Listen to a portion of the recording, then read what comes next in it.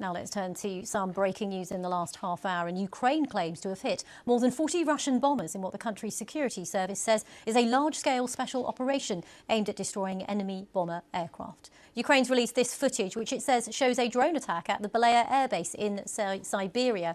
And on the footage, which I don't believe we are able to actually show you at the moment, but you can see explosions visible with smoke rising. Reports suggest other aircraft have been attacked at the Olenya airbase near Murmansk.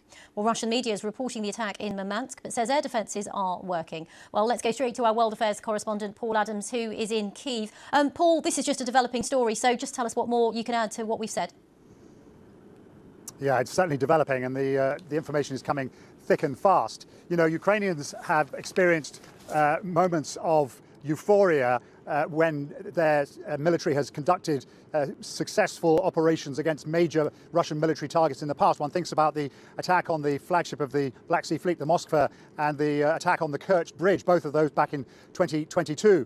Already people here are beginning to wonder whether what happened this morning is the most audacious operation so far. Attacks on 4 separate air bases, one of them that you just referred to is 4,000 kilometers from Ukraine's border, the other one up in the Arctic Circle, well over 1,000 kilometers.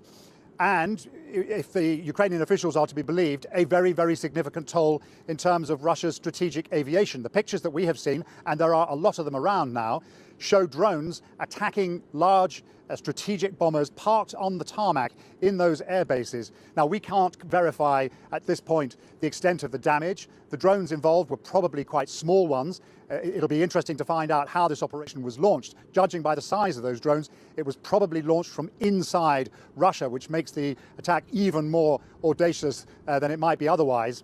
But clearly, this is a very significant attack on the kinds of aircraft that Russia uses day in, day out to launch missiles against targets across the country. And by the way, last night's attack involving drones and ballistic and cruise missiles was the largest single Russian attack on Ukraine so far, with more than 470 drones. That's the largest single number of drones targeted at Ukraine in a single night. So, you know, as we ponder the possibility of a second round of peace talks in Istanbul tomorrow, it's hard to see how those talks can possibly yield anything of any great significance if they happen at all.